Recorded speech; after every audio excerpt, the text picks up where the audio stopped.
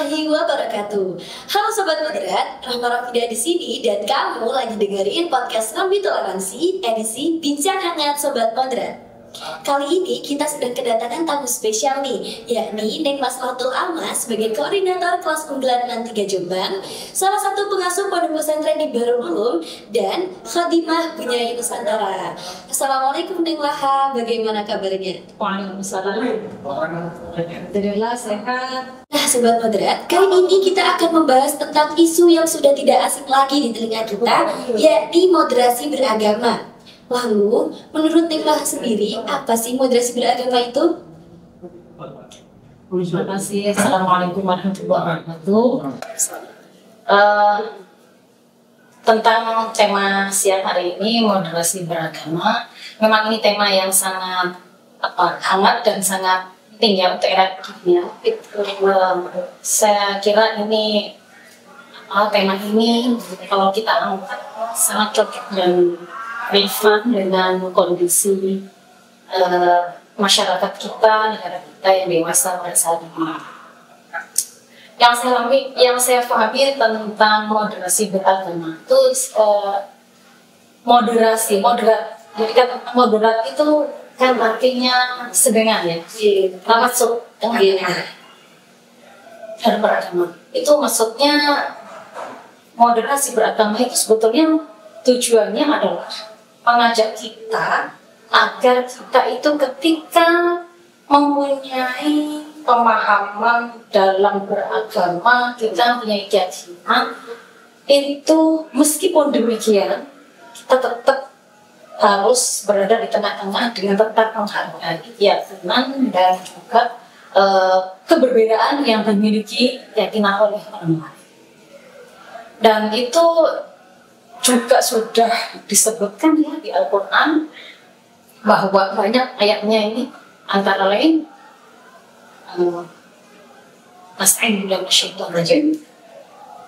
Bismillahirrahmanirrahim. La ikraha fid din. Tak ada pemaksaan dalam beragama. Kemudian yang kedua, lakum dinukum waliyadin. Bagimu agamamu agama. Atau bahkan mungkin dalam perilaku lana amaluna walakum amal. Tapi kalau sekarang ini temanya adalah moderasi beragama, kita bersikap tengah-tengah dalam kita mengimplementasikan dan juga mengamalkan nilai-nilai keagamaan yang kita miliki. Sebab meskipun kita punya keyakinan itu dan kita pegang teguh keyakinan bahwa kita itu yang benar, tapi jangan dengan serta-merta bahwa kita semena-mena terhadap orang lain. Bahkan dalam kebebasan pun seseorang itu dibatasi dengan kebebasan orang lain. Di sebuah kaidah usul disebutkan hurriyatun mar'i mahdudatun bi hurriyatil ghairi. Kebebasan yang dimiliki oleh seseorang itu terbatasi dengan kebebasan yang dimiliki oleh orang lain. Sama sebagaimana ibaratnya rumah. Pasti ada batasnya. Di rumah saya mungkin yang ini kali ini. Ya saya bebas melakukan apa saja di sini, aktivitas apa saja di sini. Tapi saya harus ingat, saya bebasnya hanya di rumah itu, tidak di rumah yang sebelah. Jadi itu. Dalam konteks moderasi beragama juga demikian. Di Al-Quran disebutkan وَكَذَلِكَ جَعَلْنَاكُمْ أُمَّةً وَسَطًا لِتَكُونُوا شُهَدَاءَ عَلَى النَّاسِ. Al-Quran menerangkan bahwa Allah merintahkan bagi kita umat manusia ini dalam firman itu Allah akan menjadikan kita umat Muhammad SAW ini wadzalika ja'alnakum ummatan wasatan sebagai umat yang berada di tengah. Artinya jangan tengah-tengah itu kalau dalam ayat yang disebutkan khairul umur awsatuha, yang terbaik memang segala hal itu tidak afrid, tidak berlebihan. Artinya gini, begitu juga ketika harapan tadi dengan ayat yang tadi saya membaca ayat ummatan wasatan, berarti dari ayat itu bisa kita ambil iktibar, bisa kita ambil faedah bahwa dari ayat itu kita bisa memahami dan diperintahkan oleh Allah agar kita umat Muhammad ini dijadikan sebagai umat yang berada di tengah-tengah, yang tidak terlalu ke kanan dan juga tidak terlalu ke kiri. Kenapa? Allah sendiri kenapa kita harus terlalu ke kanan atau terlalu ke kiri atau ekstrem ya? Ya betul, asal Atau konservatif gitu. Kenapa harus ini yang paling terbaik gitu? Karena Allah sendiri itu menginginkan kepada manusia sendiri itu yuridullah bikumul yusra wa la yuridu bikumul usra. Allah menginginkan yang biasa saja, yang dimampu manusia. Artinya, sedangkan dalam beragama pun kita sadari bahwa di Indonesia ini agama bukan Islam saja. Berarti umat Islam itu dalam menjalankan agamanya, dalam memiliki pemahaman keagamaannya, itu juga dia bebas menjalankan keyakinannya. Namun demikian juga tetap harus menghargai keyakinan orang lain, sehingga tidak merasa benar sendiri, sebab agama apapun mengajarkan tentang kebaikan, mengajarkan tentang toleransi kemanusiaan. Gak mungkin kan kalau misalnya kita mau nolong orang lain, tanya, silakan mungkin tanya dulu agama kamu apa gitu. Namanya toleransi kemanusiaan, atau dalam bahasa agamanya itu disebut dengan syariah. Jadi kalau misalnya di Islam itu mungkin kita sangat diserukan sekali tentang menjalin persaudaraan, ukhuwah, jadi silaturahmi. Nah, termasuk salah satu menjalin persaudaraan adalah saudara sesama manusia. Itulah yang disebut dengan ukhuwah basyariah. Dan itu diajarkan di agama. Kalau di agama Islam diajarkan ukhuwah basyariah, itu apa? Kemanusiaan, toleransi kemanusiaan, ukhuwah persaudaraan atas nama manusia. Sehingga ketika kita memiliki kesadaran tentang itu, ketika kita memperlakukan orang lain pun, apalagi kalau dalam kondisi yang misalnya perlu pertolongan, kemudian sakit perlu kita sambat, kemudian itu kan hubungan kemanusiaan semua ya. Kemudian apalagi misalnya dalam perdagangan, jual beli, pertemanan, itu semua adalah ukhuwah basyariah. Nah itu kita nggak perlu memandang tentang agama. Sebab koridor agama yaitu kalau kita konotasinya dengan ketaatan kita kepada Sang Khalik. Kalau udah kaitannya dengan ketaatan kita kepada Sang Khalik, maka itulah yang kemudian seselaras dengan pemahaman agama kita, yang memang nggak bisa dicampur aduk dengan yang lain. Kalau waktunya, artinya itu tadi ajarkan misalnya hari Jumat wajib Jumatan, ya sudah Jumatan aja. Meskipun mungkin teman yang lain tidak Jumatan karena mengajar daya agama, ya nggak apa-apa, kita tetap Jumatan. Gitu juga saat teman kita yang lain ke rumah ibadah ya, ibadah yang lain misalnya, karena agamanya non-Muslim, ya sudah kita persilakan mereka dengan keyakinan mereka. Tidak perlu kemudian misalnya ada satu tetangga terjadi, tetangganya yang ini Muslim, yang satunya non-Muslim misalnya kayak gitu. Kemudian apa istilahnya itu? Yang satu ketika mengadakan kegiatan yang Islami, kemudian satunya marah, nggak benar juga. Sebaliknya ketika yang tetangganya yang Muslim mengadakan acara apa itu namanya kebaktian misalnya ya, kemudian yang Muslim marah-marah. Kenapa? Karena sudah punya garis sendiri dalam masalah keagamaan. Ya, lakuin jengkung. Kita harus menghormati satu. Tapi masalah berbaik, istilahnya itu tetanggaan baik dengan tetangga ya, istilahnya itu islahul jar, berbaik dengan tetangga, menjalin istilah itu hubungan tetangga dengan baik, itu adalah termasuk dari salah satu ajaran agama yang harus juga dituntut oleh Islam gitu. Sehingga misalnya kok orang dan kita kemudian kok dilalah bertetanggaan dengan yang tidak seagama dengan kita, maka perilaku kita kalau itu hubungan dengan ukhuwah basyariah harus tetap kita jalankan. Sebab bahkan Nabi Muhammad SAW pun contohkan demikian. Saat itu diceritakan dalam sebuah cerita sejarah, cerita tentang ini cerita tentang kemuliaan pribadi, tentang sifat, tentang perilaku, tentang akhlak Rasulullah SAW. Ada cerita yang lain juga hampir mirip dengan ini. Setiap hari Nabi itu datang ke tempat Yahudi yang buta, itu nyuapin aja. Sampai suatu ketika Nabi gerah dan menjelang wafat nggak bisa nyuapin, dan dicari oleh Yahudi itu. Dan dia mengatakan, mengagumi, siapa yang kemarin bertanya kepada Abu Bakar, siapa yang kemarin nyamin kok gak beda rasanya dengan yang kemarin?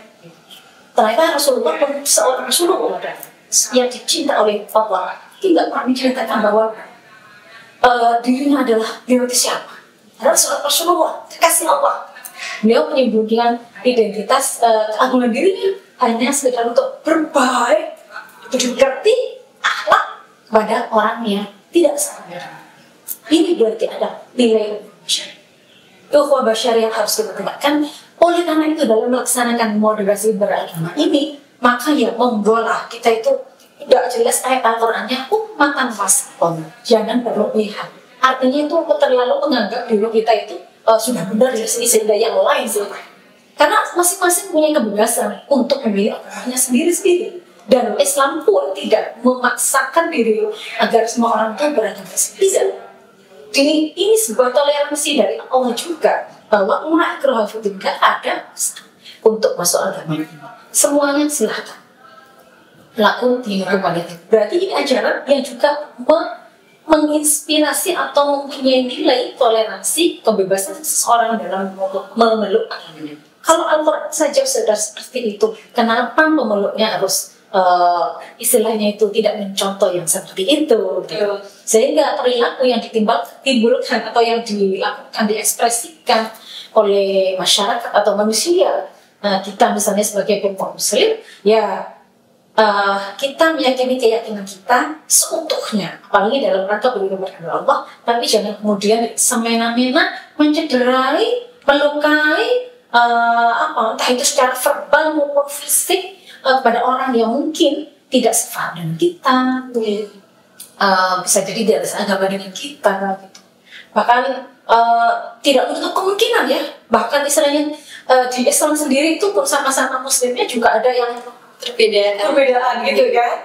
Di dalam ulama madhab 4 saya ingin contohkan yang Ahlus Sunnah wal Jamaah saja.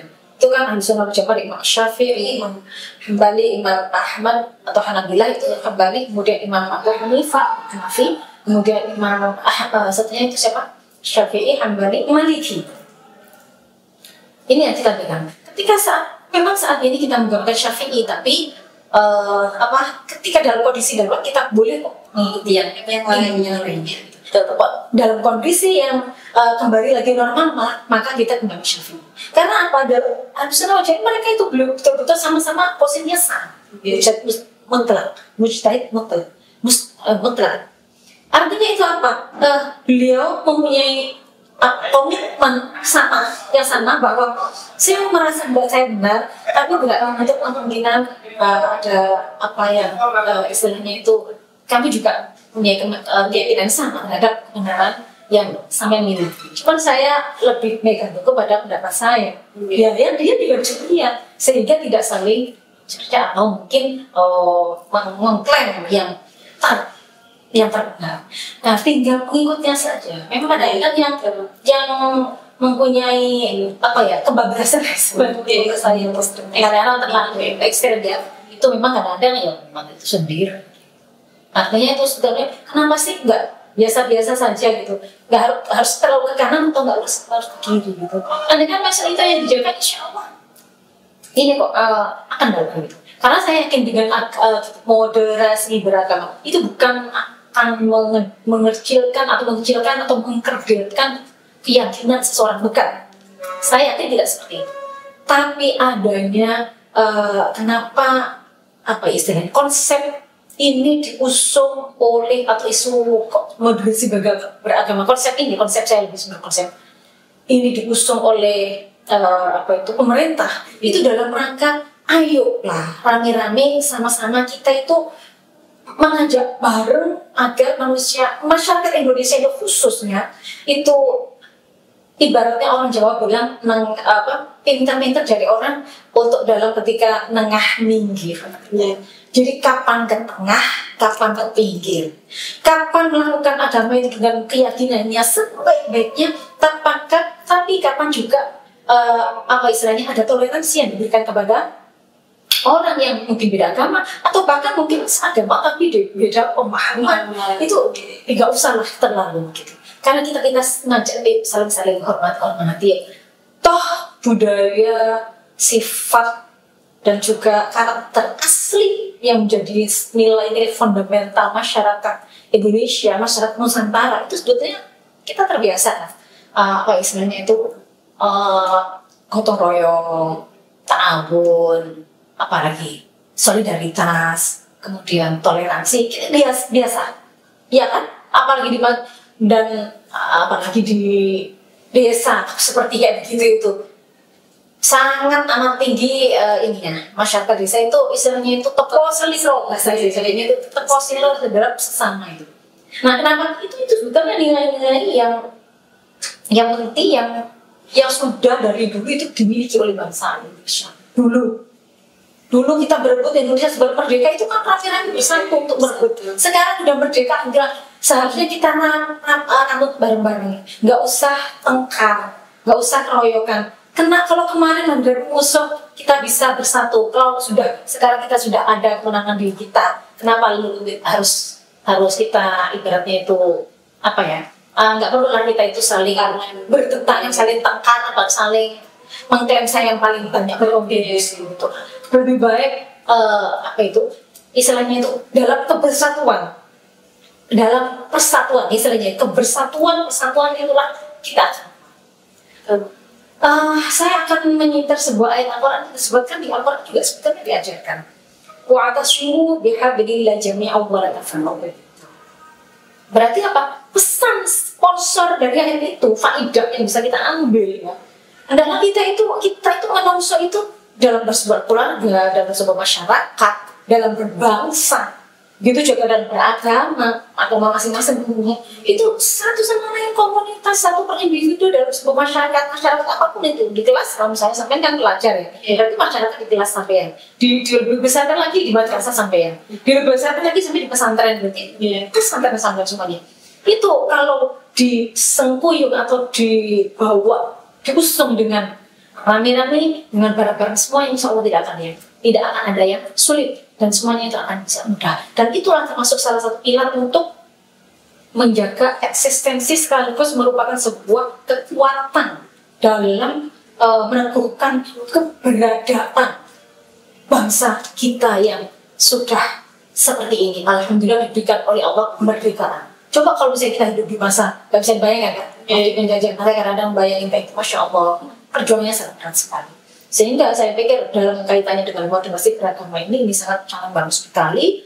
Ini karena tujuannya adalah yang dicapai dan yang didapatkan itu adalah pengen kita di Indonesia yang agamanya terdiri dari beberapa agama ya, mungkin 5 atau 6 dari berbagai macam agama, berbagai macam suku. Jadi bangsa Indonesia ini sangat multikultural, kemudian plural, jadi macam-macam banget. Baik itu sukunya, bahasanya, kemudian etnisnya, agamanya, ini kan luar biasa ini. Ini kalau kita tidak jaga bareng-bareng, apa jadinya? Betul.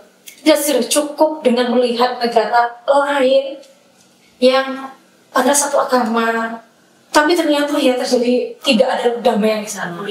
Perang berkecamuk, mudah dicampur oleh negara lain. Nah, kita yang sudah di posisi Allah sudah diberikan oleh Allah kemerdekaan, tentunya dengan fasilah para pendahulu ya, yang para pendahulu bangsa inilah disebutkan itu. Itu marilah kita bareng-bareng istilahnya itu menjaga eksistensi kemerdekaan dan juga keharmonisan serta kedamaian bangsa ini, meski dengan berbagai macam-macam yang sudah saya sebutkan itu tadi, agar tetap Indonesia ini kokoh, jaya, dan tidak semakin terpuruk, semakin lama semakin jaya, agar suatu ketika sampai pada posisi baldatun thayyibatun wa rabbun ghafur. Gitu. Ngomong-ngomong tentang moderasi beragama nih Sobat Moderat, moderasi beragama kini sudah menjadi permasalahan urgent pada negara kita pada masa saat ini. Nah, untuk lebih jelasnya, Seperti yang dikatakan Ning Laha tadi, sesama umat muslim pun kadang berbeda pemahaman itu sedang menjadi pertentangan atau permasalahan.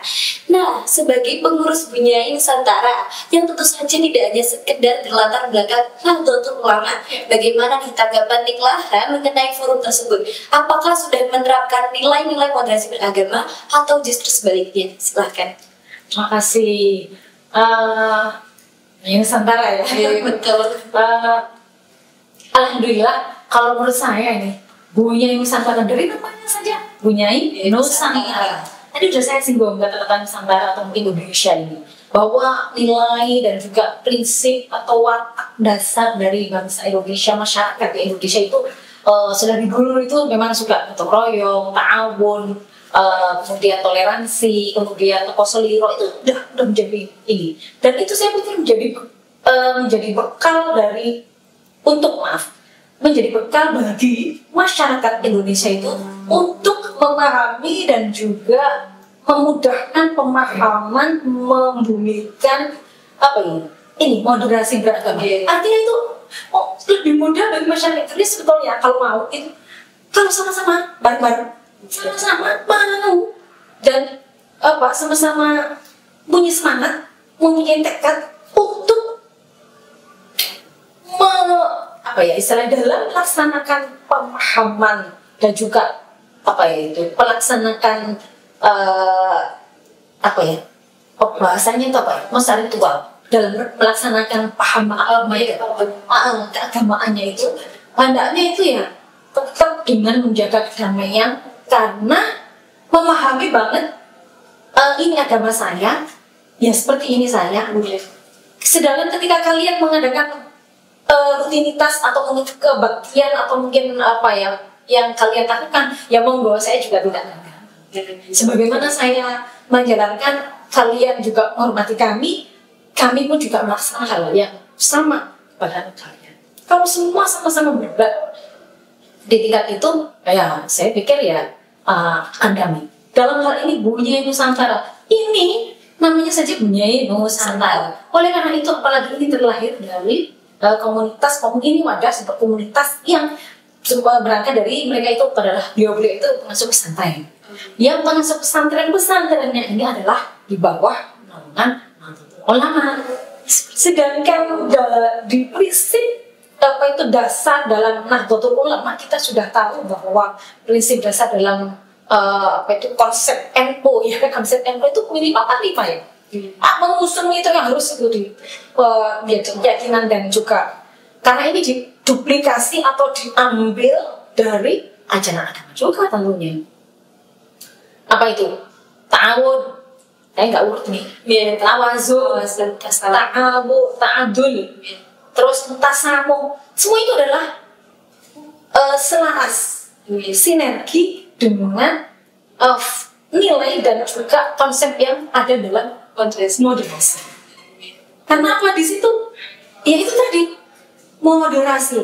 Jadi unsur kita mengambil mempunyai pemahaman pun melaksanakan apa yang keyakinan kita pun juga melaksanakan kegiatan itu dengan tidak melukai atau tidak melukai itu baik bukan hanya secara fisik ya, bisa jadi melukai hati gitu pada orang lain. Itulah yang diusung dalam visi dalam moderasi karena kita sadar banget bahwa di negara kita itu multi agama, multi etnis, multi kultural, multi bahasa, multi suku.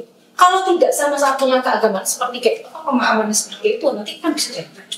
Dalam hal ini Bunyai adalah pengasuh pesantren yang terlahir dari naungan Nahdlatul Ulama. Sedangkan Nahdlatul Ulama itu sendiri punya konsep yang sudah saya sebutkan tadi. Dan ini semua adalah entah itu ta'adul, tawazun, tasamuh. Ini masuk dalam konsep dengan moderasi itu sendiri. Jadi ya dengan dalam ini kaitannya dengan Bunyai Nusantara, eksistensi Bunyai Nusantara yang notabene beliau itu adalah mengasuh santri di pesantren masing-masing. Tentunya dalam mengawal juga memberikan pemahaman, mengajarkan kepada anak-anak saat di pesantrennya itu untuk menanamkan nilai-nilai moderasi itu sendiri dalam beragama itu pasti Karena apa? Ya itu sudah diadopsi dan sudah dilakukan oleh Nahdlatul Ulama itu sendiri. Yang mana Nahdlatul Ulama itu adalah atasan kita, dan itu istilahnya panutan dan sudah menjadi apa ya? Menjadi nilai-nilai yang harus kita laksanakan. Oleh karena itu keberadaan Nusantara dalam hal mengawal moderasi beragama ini secara tanpa kita sadari, sebetulnya itu juga ikut berperan serta, dan itulah peran perempuan pesantren. Dalam hal ini pengasuh, pengasuh. Kalau sama-sama perempuan pesantren, ya tentunya pengasuh dalam area peran perempuan pesantren dalam mengawal moderasi beragama itu dilakukan secara konkret oleh para ibu pesantren ini. Itu saja. Kalau kita membedonkan kepada santri di lingkaran dari lingkungan pesantren kita sendiri, di lembaga madrasah kita, semuanya seperti bergerak sama. Dan itu sebetulnya juga termasuk kontribusi para ibunya Nusantara dalam mengawal suksesnya moderasi beragama. Sebab tidak ada agama atau apapun yang disebut agama yang itu selain itu mengajarkan keburukan, kezaliman, kekerasan, apalagi perusakan dan lain sebagainya. Kalau ada terjadi seperti itu bukan agamanya yang salah, tapi oknumnya. Apapun kesalahan, kezaliman itu bukan agamanya, tapi itu adalah orangnya. Di Al-Quran disebutkan Zaharul fasadu fil barri wal bahri bima kasabat aydin nas. Tuh, agamanya udah benar, lingkungannya udah benar. Allah ciptakan semua ini. Apa itu? Disebutkan di Al-Quran itu semua apa yang ada di dunia ini Allah ciptakan untuk kamu manusia, untuk tinggal kamu kelola bagaimana. Nah, kalau misalnya ada kerusakan begini dan begitu antara manusia itu sendiri, atau mungkin kesemena-menaan manusia terhadap antar manusia, atau kesemena-menaan manusia terhadap makhluk lainnya, binatang atau mungkin juga alam, itu berarti kan karena faktor manusia, bukan karena agamanya awalnya. Jadi dalam hal ini kalau saya alhamdulillah bersyukur ada di komunitas para beliaunya, saya diterima pada Nahdlatul Ulama ini, kepada bangsa ini, kepada agama ini lewat komunitas Banyak Nusantara ini, dan kami komunitas ini ya itu yang kami jalankan. Alhamdulillah tidak ada di komunitas kami satu anggota pun yang misalnya mempunyai pemahaman yang istilahnya itu ekstrem gitu, nggak ada. Jadi kami itu sangat juga mendukung anti bullying. Kami itu bertentangan dengan ajaran apapun, ajaran agama gitu. Di usul fikih, di kaidah usul disebutkan la darara wa la dhirar. Nggak boleh orang itu melukai diri sendiri, nggak boleh melukai orang lain pun tidak boleh, menyakiti diri sendiri nggak boleh, menyakiti orang lain pun tidak boleh. Entah itu menyakiti secara verbal, entah itu menyakiti secara fisik. Karena secara tak verbal dengan fisik itu double kan. Kalau fisik ada dua, udah sakit hati, sakit fisik lagi. Lah makanya disebutkan salah satu contoh ini. Ini termasuk juga apalagi pada orang tua ya. Sebutkan tidak Al-Quran itu wala taqul lahum uffin wa la tanharhum wa qul lahum qawlan kariman. Jangan kau katakan pada orang tuamu itu ibu, ayah, gak boleh. Itu yang kan. Tapi kepada beliau, meskipun beliau bagaimanapun keberadaannya, kita harus tampil sopan, istilahnya itu manut dan ya memuliakan orang tua. Nah ini berarti kenapa yang disebutkan kufir? Itu kan omongan ya. Karena itu sangat menyakitkan hati orang tua. Kenapa kau tidak? Tapi ketika lalu bagaimana kalau memukul, menendang dan lain sebagainya? Aku bilang sekali-kali yang keras kayak gitu. Ya tapi lagi lah. Kau mengatakan saja nggak boleh kok. Itu berarti ini bullying secara verbal. Apalagi menyakiti secara fisik, itu bullying fisik. Itu contoh lah ya. Nah sebetulnya ini mengajarkan juga. Sebetulnya tidak boleh melaksanakan atau melakukan bullying, itu tidak boleh. Antar sesama siapa?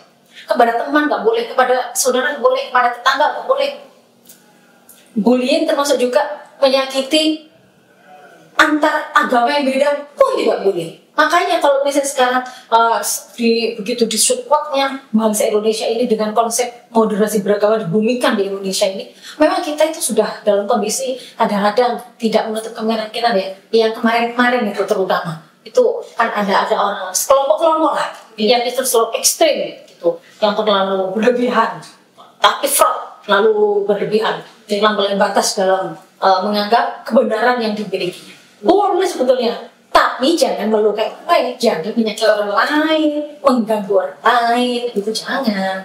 Untuk dirinya boleh. Misalnya sholat, misalnya dari pagi saya malam nggak usah kerja, nggak usah ini, monggo silakan saja. Nggak ada yang tersakiti gitu.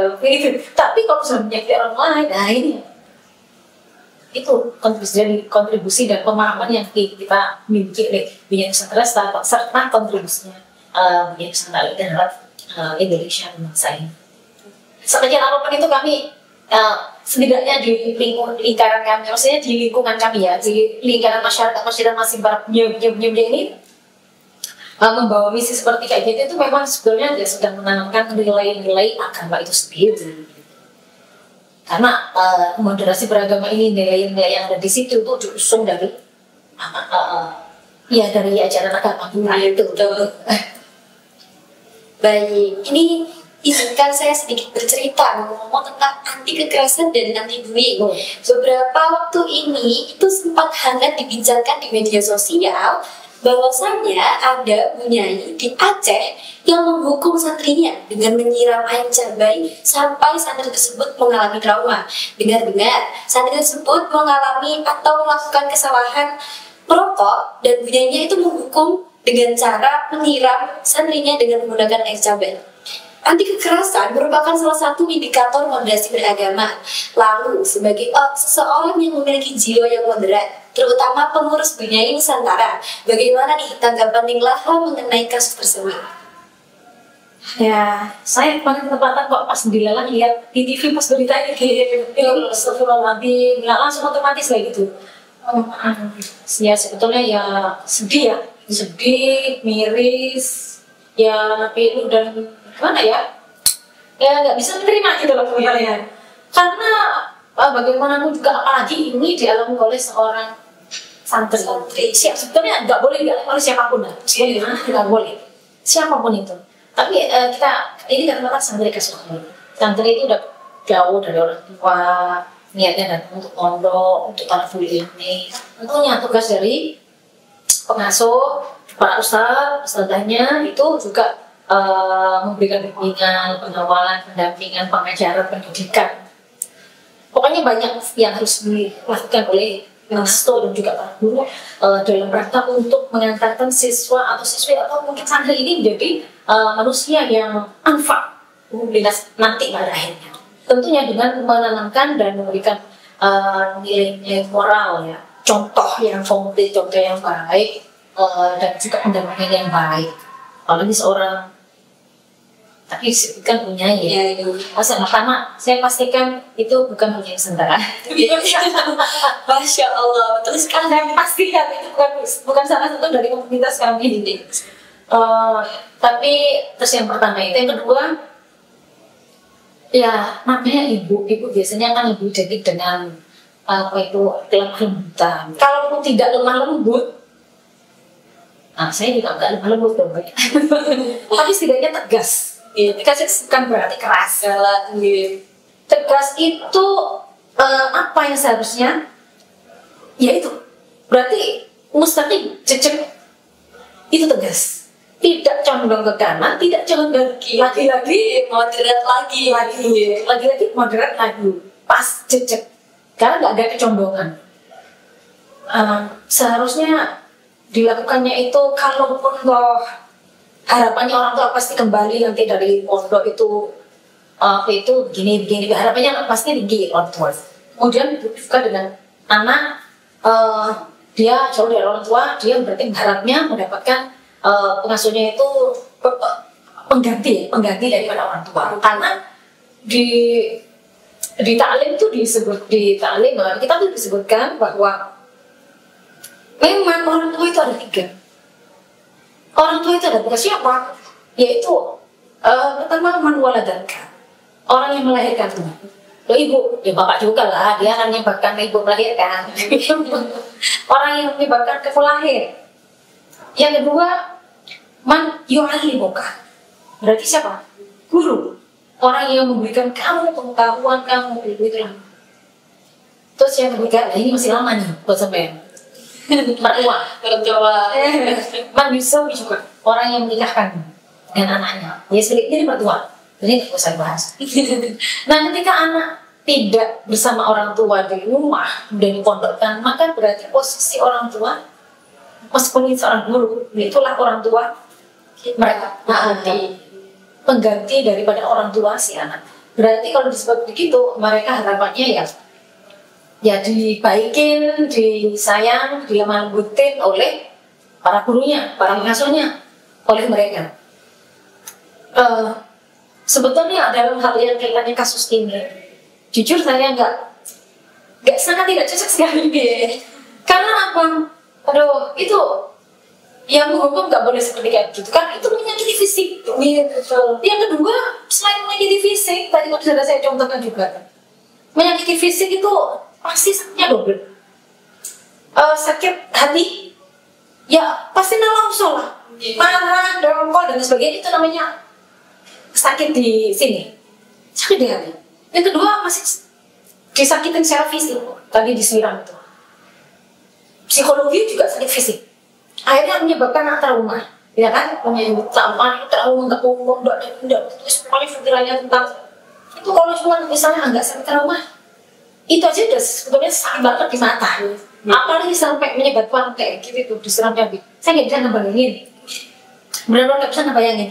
Angka sakit dia nggak boleh, saya sangat tidak setuju lah.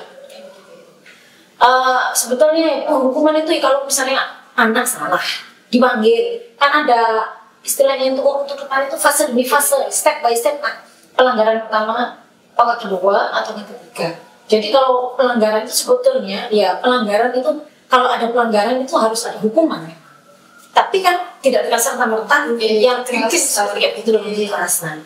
La dharra wa la dhirara. Boleh menyakiti, boleh disakiti. Nah, anak ini termasuk mungkin dia melakukan kesalahan, iya, salah memang harus ada punishment. Tapi punishmentnya ya nggak gitu juga kali. Kalau menurut saya itu maksudnya terlalu itu menyakiti anak, menyakiti karena ini efeknya itu bukan hanya secara fisiknya dia, tapi mentalnya juga. Saya yakin terus khawatirnya juga nanti akan berkelanjutan. Trauma itu kan nggak mudah untuk disembuhkan. Khawatirnya nanti kalau misalnya trauma itu kalau misalnya nggak mau mondok gitu dok, nggak suka sama orang itu, sama pengasuhnya nggak mau mondok, mungkin agak inilah istilahnya itu bisa ditambani meskipun perlahan. Tapi khawatirnya kalau misalnya trauma yang sangat berpanjang, ayah tidak suka dengan agama mana, itu lebih bahaya. Jadi seharusnya itu ya hukum yang menghukum, tapi ya yang biasa aja lah, yang bisa ditoleransi. Misalnya apa yang berlaku, yang kalau harapannya yang hukum yang mendidik. Tapi kadang-kadang mendidik itu juga memang harus istilahnya agak tegas mungkin disuruh membaca misalnya jamaah 40 hari nggak boleh bergeser dari belakang imam, atau mungkin baca Yasin setiap habis maghrib 3 kali selama 1 bulan. Itu kan akhirnya memberikan efek-efek positif terhadap psikologi mental anak yang tadinya agak nampeng, bandel, mungkin agak waras gitu. Yang intinya pada intinya saya nggak setuju lah, karena yang jelas lah dororo wala diroro. Kemudian kalaupun misalnya memukul misalnya, saya yakin yang diajar di agama itu memang ada. Ketika anak umur 10 tahun, anak kalau udah dewasa, anak 10 tahun putri itu berarti tidak balik. Atau mungkin, pokoknya 10 tahun ke atas, kalau nggak mau sholat, itu memang di hadis disebutkan, ajak mulai dari kecil. Kalau nggak mau, fador ibu, pukul. Tapi, saya yakin pukul itu bukan yang menyakitkan. Ya, betul. Gitu. Jadi, indikasinya apa? Di ayat Al-Quran itu disebutkan kok. Apa itu? Disebutkan kayak gini. Ini loh ayat Al-Qurannya. apa yang menyebutkan tentang kalau misalnya istri-istrimu itu, mas istrimu itu nggak manut sama kamu, hai para suami, dituturi fakhofu Allah, maka tak teori pangeran disuruh nutur-nuturin. Kalau nggak mau juga falhajar, tinggal tidur sendiri. Kan biasanya kalau tidur sendiri tak kuat. Dan yang ketiga, fadribu, boleh memang dipukul. Tapi ulama tafsir menyampaikan ini pukul yang tidak menyakitkan. Itu ada pukul juga. Di hadis Nabi memukul anak yang nggak mau sholat. Di Al-Quran memukul istri. Ini yang di Al-Quran disebut menurut ulama tafsir adalah dorbor yang ghair mubarrih, yang tidak menyakitkan. Otomatis di sini hadis ini pun ketika menyampaikan pukul pun bukan pukul yang menyakitkan. Oleh karena itu apalagi seorang pendidik, seorang pengasuh, trennya seharusnya memberikan contoh, berikan uswah, menanamkan nilai-nilai yang baik, ya sehingga memberikan, kalau untuk memberikan hukuman ya jangan ya menyakitkan gitu. Kalau bisa ya hukumannya mendetail lah.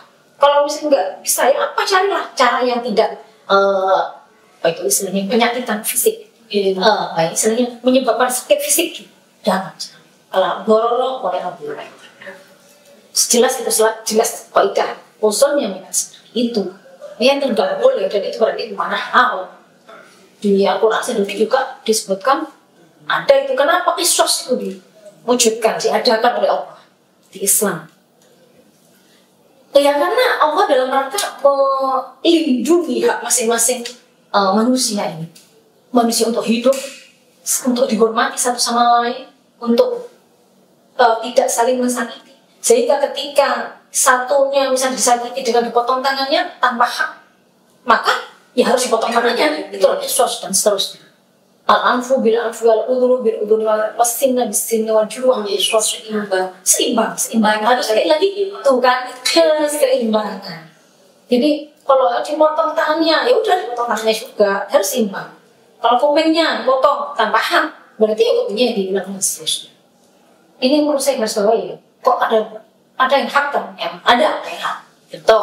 Al-Qur'an dalam menjalankan tugasnya itu juga namanya melaksanakan tugas. Itu namanya prihatin. Jadi kalau Al-Qur'an kok memenggal kepala orang nggak boleh sih, Al-Qur'an dipenggal nggak boleh.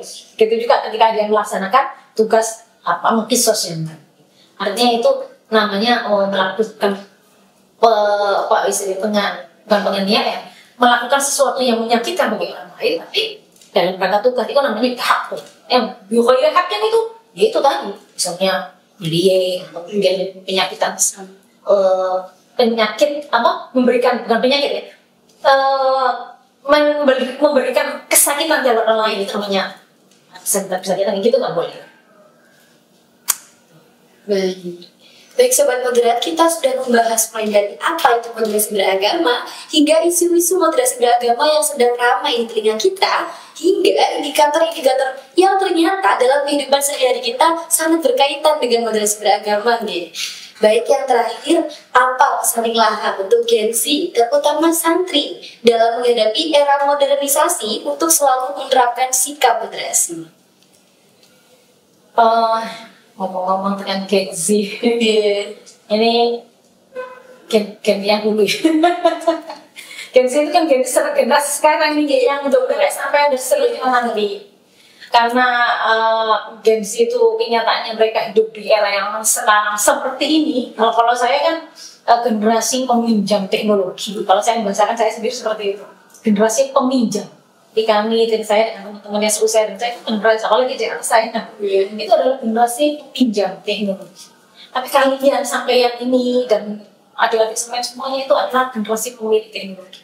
Oleh karena itu, saya berharap tentunya Gen Z ini harus untuk membekali diri ya. Apa ya?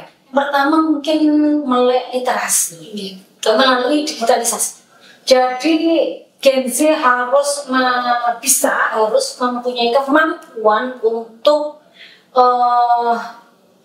syukur-syukur menguasai teknologi, digitalisasi, sehingga yang itu semua yang era sekarang itu kan era modern, era teknologi, era apalagi ya, kekinian itu, uh, globalisasi. Dan yang agak gawat mungkin era instan juga sih. Ya, jadi semuanya serba kalau era instan era instan ya. Kalau dulu saya belajar kan harus dengan guru, sebentar saya harus belajar dari itu. Tapi sekarang kalau misalnya dalam kondisi terpaksa, saya ingin kelamaan cari guru, ya udah mencari ya itu loh.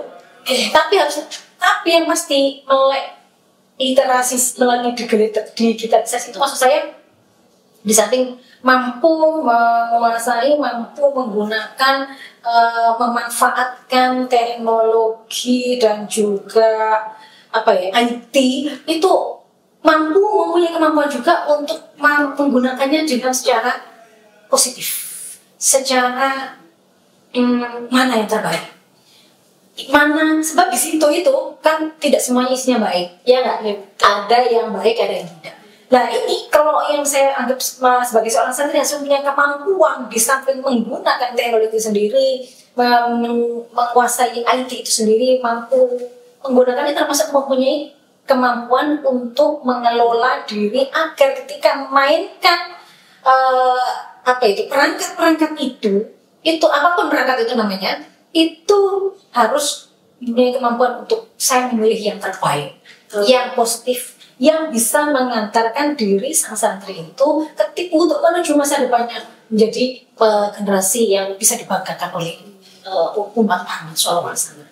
Kayak Nabi itu memang disebut di sebuah hadis tuh fa ini mubahir al-umat. Kayak Nabi memang dahulu aku ini bangga dengan umatmu.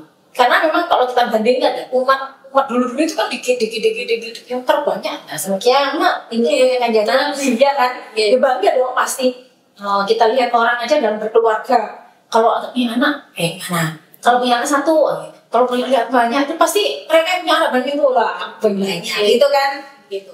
Padahal tentunya di sini saya lebih cenderung dengan tafsir yang maksudnya itu mengartikan bahwa tentunya yang dibanggakan oleh Kanjeng Nabi adalah umat yang bukan hanya sekedar kuantitasnya saja, tapi juga kualitas. Oleh karena itu, dengan seorang kaitannya dengan santri, kalau santri itu ya berarti maksud saya apa yang ada di sekarang era kekinian ditemui oleh kalian gengsi ini, ketepatan sampai bukan ketepatan, sampai juga posisi di seorang santri. Tapi harapan saya ya jadi seorang santri yang layak untuk dibanggakan. Kalau sampai layak dibanggakan, yang itu teman saya juga tuh semuanya santri layak dibanggakan. Akhirnya yang dibanggakan siapa? Pada akhirnya paling utara semuanya. Maka ya itu yang dimaksudkan oleh Rasulullah SAW. Karena apa? Umat yang dibanggakan oleh Nabi kan dia adalah umat yang berkualitas. Baik berkualitas secara keilmuannya, jangan ilmunya saja, tapi juga akhlaknya, jangan akhlaknya dan ilmunya saja, tapi juga moralnya, juga spiritualnya. Jadi buat ibaratnya itu santri kudu siap, kuat, mantep ilmunya, kemudian SM-nya, kemudian tirakat, ya dengan gitu spiritualnya. Jadi mantep. Kalau seperti kayak begitu, itulah yang buat apa banyak tapi kemudian menjadi masalah, ya kan? Dari umatnya Nabi semuanya juga enggak semuanya Muslim kok. Faminhum man amana wa minhum kafir kan? Iya, dia lah seperti kayak gitu. Jadi yang dibanggakan oleh Nabi adalah kita sama-sama umat Rasulullah, iman kepada beliau tentunya. Dan ya berkualitas. Kualitas termasuk kualitas ya tentunya saya mengincar sebuah hadis itu syubbanul yawm rijalul khut. Syubbanul yawm rijalul khut. Generasi sekarang itu adalah calon pemimpin masa depan. Di saat kamu sudah tua, misalnya kamu sudah undur diri, kalian sih bapak ini ya pokoknya semua yang dipersiapkan itulah yang akan memegang saya. Kalau tidak dipersiapkan dari sekarang dengan dikawali dengan kematangan apa saja, kematangan era sekarang berarti harus teknologi, harus IT, kemudian ya itu kalau misalnya tidak ditinggalkan nanti tolak-tolak. Padahal di sebuah asar itu hadis yang disampaikan oleh sahabat itu asar. Kalau hadis kan dari Rasulullah apa yang disampaikan oleh Rasulullah. Kalau ini asar, makalah asar yang disampaikan oleh Sayyidina Ali Karmallah itu gini, alimu auladakum fa'innahum saya'ishuna fi zamanihim ghaira zamanikum wa inna zamanahum kama qala, gini deh, ajarilah anak-anakmu, berarti generasi kalian itu dengan hal-hal yang pada akhirnya siap mengantarkan mereka, menjemput masa depan mereka, karena masa depan mereka, zaman mereka bukan sederhana kamu. Karena fa'inna khuliqu li zamanin, karena mereka itu diciptakan oleh Allah untuk zaman mereka. Yang itu tidak sebagaimana kita. Sedangkan wanahnu khuliqna li zamanin. Sedangkan kami ini, kalian yang hidup seperti saya ini diciptakan untuk zaman kita. Dan ini saya masih ingat juga, saya pernah baca itu Khalil Gibran, tulisannya sekarang itu masih, semoga saya berani. Saya membaca ini, lepaskan anakmu, saya ajarkan ya. Lepaskan anakmu sebagaimana kau melepaskan anak busur panah yang itu untuk menuju rasa jauh ke depan yang bukan kepada diri. Artinya ini selaras dengan apa yang disampaikan oleh sampai itu sangat aneh kalau membacakan. Jadi siapkan anak menuju ke masa depan mereka yang mereka tidak sebagaimana sahabat saya yang seperti saat ini lah misalnya. Masalah ini kan selesai. Nah, biarkan mereka perjalanan masih itu. Artinya ya Gen Z harus membekali diri betul-betul. Tapi membekali terus juga jangan hanya berpegang dengan yang ada pada saat ini. Apa pada saat ini? Yang saat ini kan memang era teknologi, era apalagi modernisasi, era globalisasi. Jangan bekali diri seperti zaman sekarang aja. Ingat, di Nahdlatul Ulama itu prinsip yang selalu disampaikan oleh kiai para ulama itu gini. Ini prinsip itu, kaidah yang harus dipegang sendiri. Al-muhafadzah 'ala al-qadim as-salih wal akhdhu bil jahil wal aswar. Berarti seorang guru mempersiapkan siswa, seorang pengasuh membiasakan santri mempersiapkan dirinya sendiri agar mereka itu di samping mencetak dirinya menjadi seorang yang santri yang paham dengan agama, juga mempersiapkan dirinya untuk menjemput masa depan mereka nanti. Eranya sekarang teknologi, ini jangan lupa ngaji. Tetap membekali diri dengan kalimat. Teknologi oke, modern oke, digital oke. Harus bisa bikin dan begitu. Tapi harus bisa memilah-milah. Ini baik, ini tidak baik. Dari mana ilmunya? Dari ilmu yang didapatkan dari guru. Itulah kemudian yang diambil dalam ngaji.